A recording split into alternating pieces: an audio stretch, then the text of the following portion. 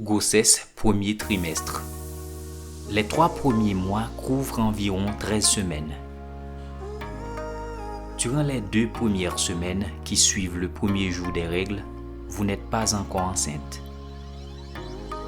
C'est à la fin de la 2e semaine que l'un des ovaires libère un œuf appelé ovule. Ce processus s'appelle ovulation. Le jour de l'ovulation varie d'une femme à l'autre selon le cycle menstruel.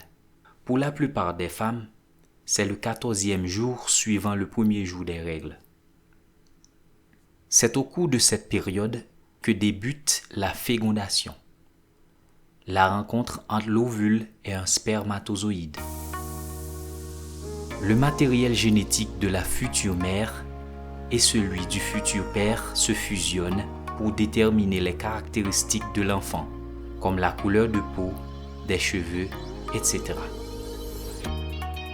Le zygote résultant de la fécondation, c'est la première cellule de l'embryon qui, 9 mois plus tard, va devenir un être humain.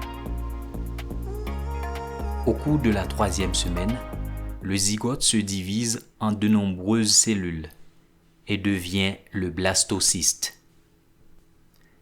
À la 4e semaine, le blastocyste se déplace de la trompe vers l'utérus pour s'y implanter. La période embryonnaire s'étend de la 5e à la 10e semaine. Dans l'intervalle, le cœur, le cerveau et la moelle épinière commencent à se développer. Le cœur commence à battre.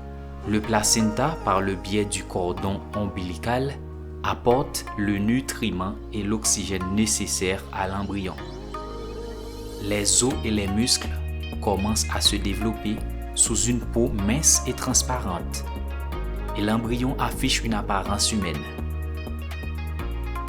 À la fin de la 10e semaine, on a maintenant un fœtus qui mesure environ 3,18 cm. Les semaines suivantes, les bras et les jambes commencent à bouger. On peut déjà distinguer les doigts et les orteils. On a aussi le visage bien formé. À la fin du 3e mois, le futur bébé mesure déjà un peu plus de 7 cm. Les symptômes durant cette période de 3 mois sont arrêt des règles, nausées, envie de vomir ou vomissement, seins sensibles et gonflés, changement d'humeur, constipation, perte de poids ou prise de poids, envie ou aversion pour certains aliments, sensation de fatigue. À noter que chez certaines femmes, il y a peu ou pas de symptômes. Merci de votre attention. Rendez-vous pour la prochaine vidéo.